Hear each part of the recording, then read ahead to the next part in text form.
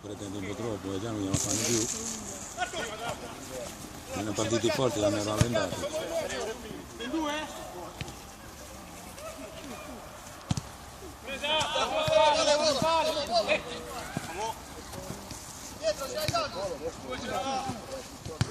Fuori, dai! Dai, oh!